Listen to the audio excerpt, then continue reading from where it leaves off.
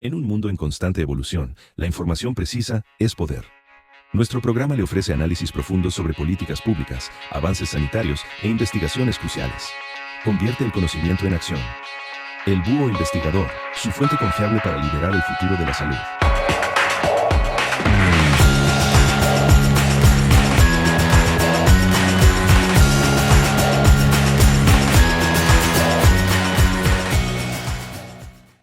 Hola, ¿qué tal? Bienvenidos. Hoy vamos a meternos en un tema que, para ser sinceros, es uno de los laberintos más complicados de América Latina y el Caribe. Sí, vamos a hablar de los sistemas de salud. Un desafío que nos toca a todos, a millones de personas. ¿Les suena familiar esta situación? Necesitan una cita médica y se convierte en una odisea. Semanas de espera, costos que aparecen de la nada, un especialista que no sabe lo que dijo el otro. Es que, de verdad, se siente como un laberinto. Y esa frustración es algo que compartimos en toda la región. Bueno, en este análisis vamos a desentrañar por qué pasa esto y, lo más importante, vamos a ver si podemos encontrar una salida.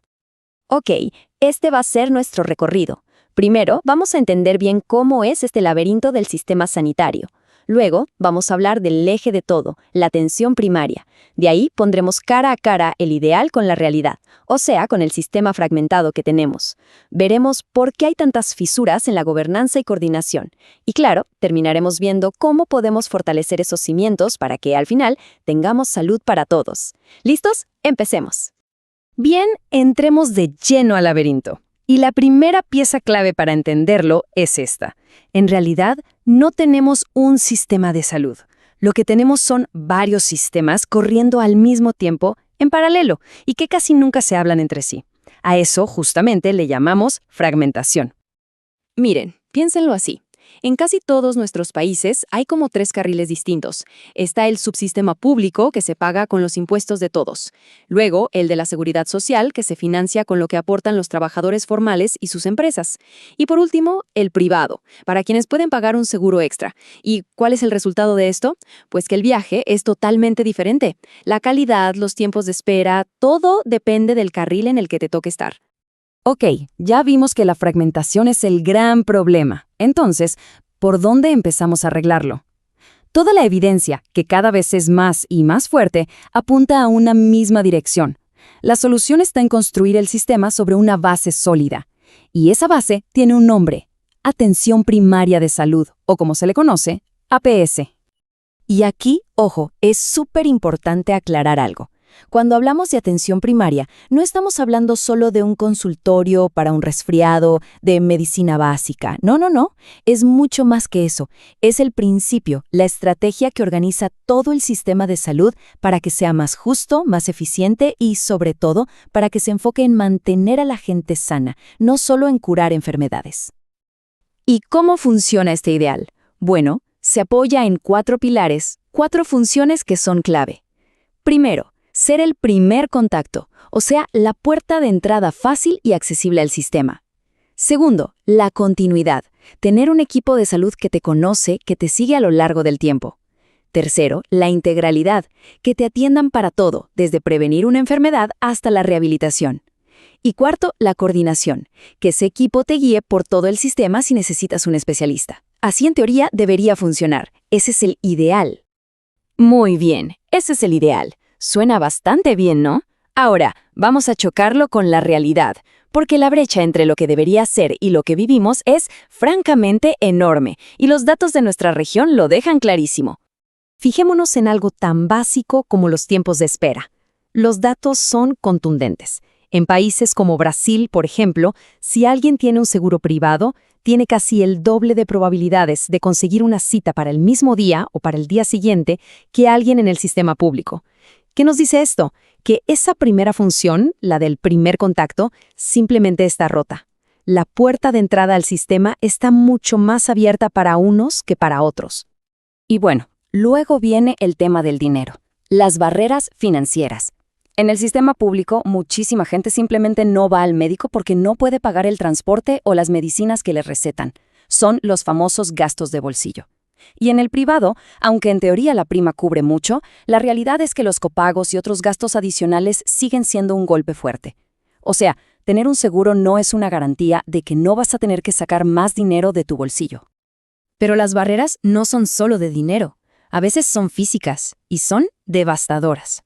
Escuchen este testimonio de un usuario en Brasil. No hay rampa en el servicio de salud.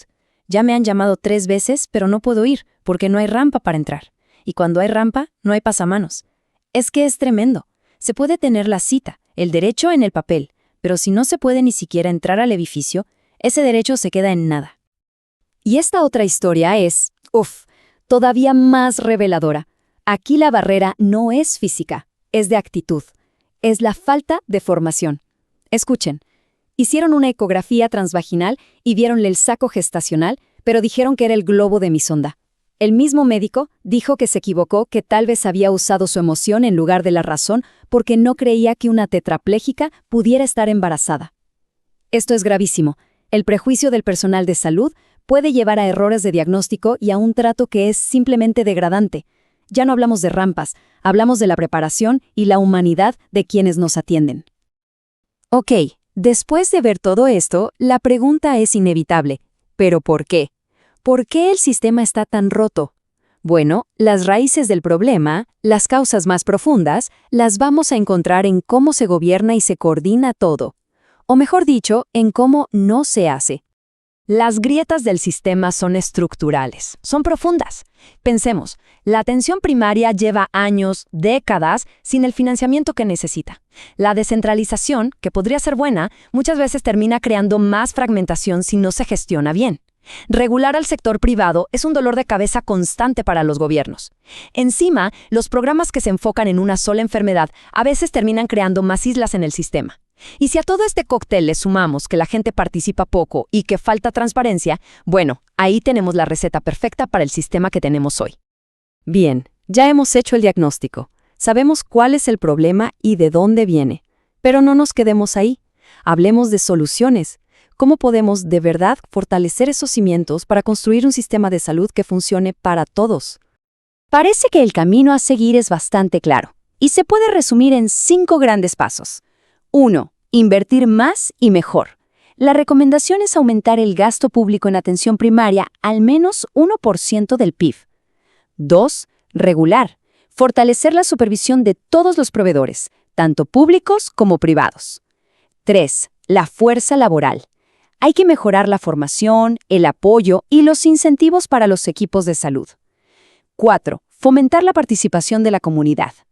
Y 5, y esto es clave, poner el foco en la equidad, que no sea solo una palabra bonita, sino un objetivo con indicadores claros. Y aquí hay que ser muy enfáticos. Esto no es un gasto. No lo es. Los datos, la evidencia, demuestran que invertir en atención primaria es, por lejos, la inversión más inteligente que una nación puede hacer por su salud y su bienestar. Miren este número, 305.890. Esa es la cantidad de muertes de niños y niñas que se evitaron en solo 4 países de nuestra región, entre el 2000 y el 2019. ¿Gracias a qué? A la expansión de la atención primaria. Esto no es una teoría, es un impacto real, medible. Son vidas que se salvaron. Y por si fuera poco, no solo salva vidas, también ahorra dinero. Un estudio masivo encontró que por cada visita adicional que un paciente hace a su médico de atención primaria, el costo total de su atención médica se reduce en $721. ¿Y por qué pasa esto? Es simple, porque se previenen complicaciones, se evitan hospitalizaciones carísimas y se atacan los problemas de salud antes de que se vuelvan una emergencia. Es al final del día más eficiente y mucho más humano.